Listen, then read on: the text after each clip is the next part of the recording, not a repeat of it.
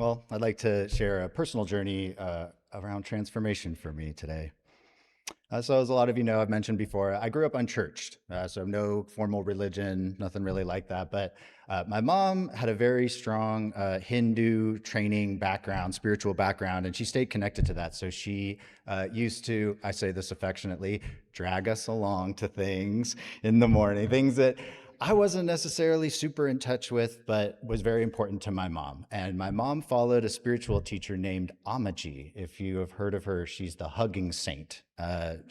When we first started following Amaji, we were meeting in these small spaces, maybe 20 to 50 people would show up. Now, when Amaji shows up to Los Angeles, 20,000 people show up to see her, right? So, Mom, you're ahead of the spiritual curve.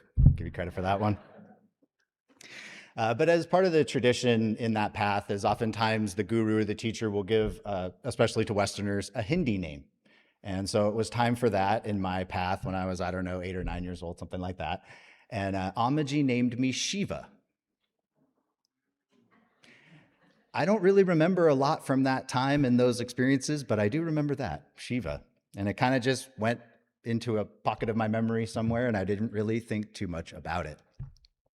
Flash forward 25 years, I'm seeking now. I've come back around and I'm looking for something more, in my life. I'm reading the autobiography of a yogi by Paramahansa Yogananda, and there is a section in there, just a really brief section where he calls out one of the forms of Shiva as the yogi of yogis. And I remember reading that, and it sparked the memory of me that Amaji had named me Shiva, and I was kind of memorized by this yogi of yogis, and I wanted to learn more. So I started kind of digging a little bit deeper and learning more about the Hindu tradition, and these are very broad brushstrokes what I'm saying here, but Shiva is part of this sort of holy triumvirate within Hinduism of Brahma, who is the creator, Vishnu, who is the sustainer, and Shiva, who is the destroyer. Yeah, and for me at that time, I had a very sort of codependent personality. I was sort of like, "Are you sure I'm not a sustainer? I feel like a Vishnu more than a Shiva. I don't really understand this." But I couldn't deny that there was some pull, there was some connection there, there was a resonance. It felt right that Shiva was this deity for me to pay attention to, but I didn't really know why. So when I was in seminary, I used to take daily walks, and I lived in Berkeley at the time. And I would walk to Sather Tower, the main clock tower there on the Berkeley campus. And for those that are unfamiliar, there's these steps that lead up to the tower that sort of face out west. And if you stand at the top of those steps and you look out west, there's a sort of boulevard down the university that then leads to the actual university boulevard that leads all the way to the water. So all to just say there's a completely clear path, to the ocean. So this was my spot where I would pray out to the energies of the West and I would pray out to the energies of Shiva. And I didn't know what I was doing or why I was doing it, but I don't know. I was looking for something. I was seeking.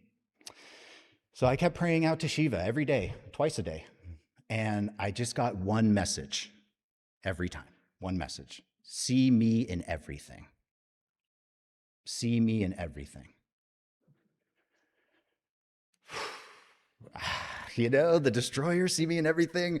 I'm still not quite getting it for me. I wanted more guidance. So I kept praying and I kept praying. And what ended up coming to me over the course of about a year were a series of just very simple phrases, kind of transmissions that then led me to an invitation of connection that helped me understand better what this means to see Shiva in everything, to see the destroyer in everything. So I'll just share a few of them. The first message that I received was, everything is sacred. Everything is sacred. And as I sat with that, I realized that it was an invitation into infinite love. That when everything is sacred, everything is worth loving. Everything is precious. Another transmission I got was, all is one and the one is all. Again, see me in everything, right? And the invitation that I took from that was an invitation into infinite union. to understand that I'm connected to everything, all the time, everywhere, forever. Last one I'll share is actually it was a quote from Oprah that just popped out to me and stuck with me.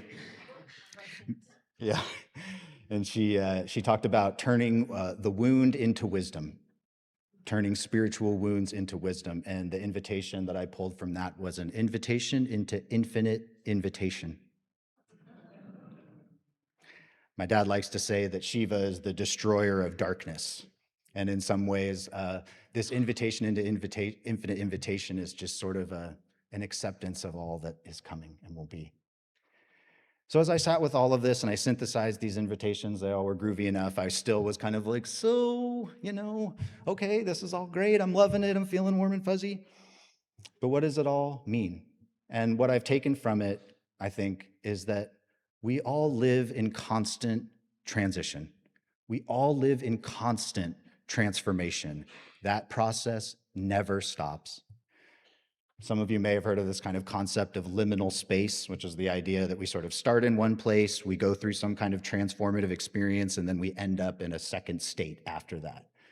Well, I think what Shiva was trying to show me is that we're never really in that first state. We're always in that middle transformation, and we never really arrive in that second state.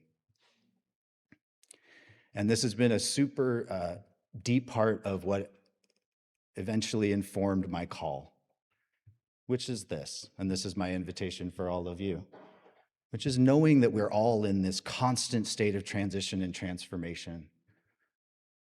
Who's going to be there to meet you in that time? Who are you going to be meeting other folks in their moment of transformation and change that is always occurring? May it be so.